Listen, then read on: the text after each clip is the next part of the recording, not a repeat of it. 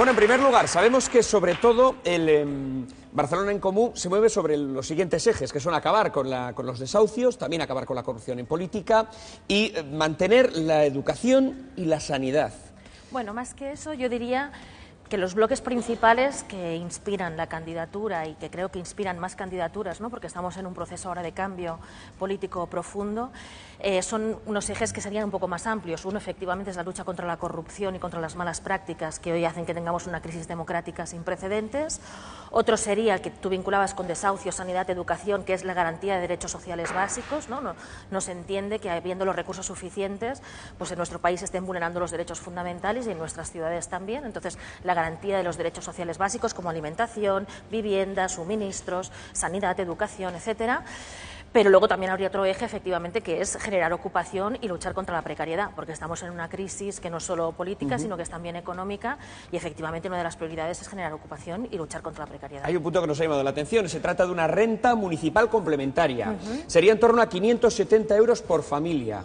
Exacto. ¿De dónde se van a sacar los fondos para poder dar una renta complementaria de este tipo? No estamos hablando de una política de cheques, no estamos hablando de dar dinero necesariamente, sino que lo que estamos diciendo es que el ayuntamiento ahora mismo tiene una política amplia y desigual de ayudas, ¿no? Entonces lo que estamos diciendo es que hay que garantizar los mínimos de subsistencia de la gente, ¿no? De hecho, en una ciudad donde se ha encarecido muchísimo el coste de la vida, como es Barcelona, hablar de un mínimo de 570 euros para familias en situación de pobreza es poquísimo, porque ya solo el precio de la vivienda está bastante por encima, ¿no? Pero lo que decimos es que ese mínimo habría que garantizarlo. Entonces, ahora mismo ya hay familias que a lo mejor tienen ayudas a la alimentación, ayudas para la vivienda, determinadas ayudas, ¿no? para la escuela de los niños, pues que sumando esas ayudas, si no llegan a 570, lo que habría que hacer como mínimo de partida es complementar esas ayudas para llegar a ese mínimo de subsistencia, puesto que entendemos que tiene que ser la prioridad de toda política pública democrática el poner las personas en el centro de la política. ¿Habrá fondos para eso? Porque sí, desde luego, lo tenemos presupuestado.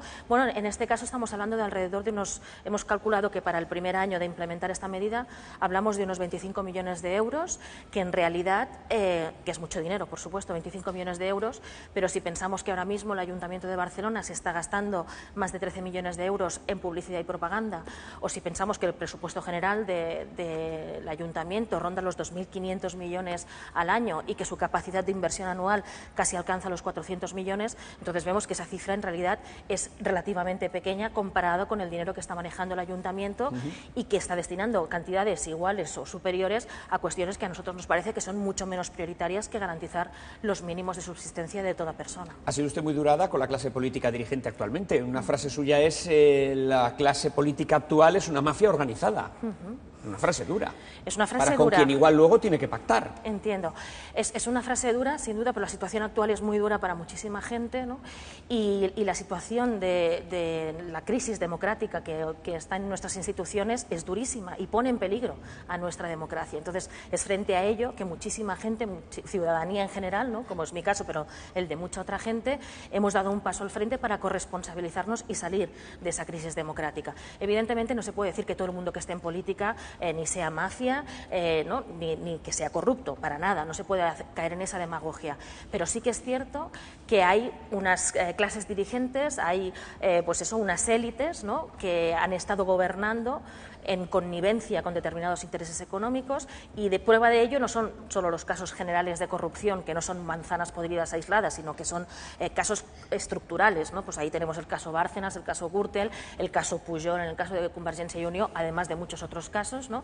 Pero no solo hablamos de corrupción, estamos hablando de puertas giratorias que se han convertido en una normalidad que en realidad para la ciudadanía nos parece inaceptable. Entonces, claro, frente a esa mala praxis generalizada, cuando se normaliza lo que debería ser una excepción, es cuando ahí la ciudadanía tenemos la percepción de que efectivamente tenemos una clase dirigente, y cuando digo clase dirigente lo digo en un sentido amplio, quien detenta el poder, ¿no? en política, pero también en determinados estamentos económicos, que se han organizado de manera criminal para mantener ese poder a costa de empobrecer a la mayoría de la población. Bueno, hablaremos de Barcelona en Comú, conoceremos cuáles son el resto de propuestas de esta candidatura y, por supuesto, serán contestadas las preguntas de nuestros periodistas.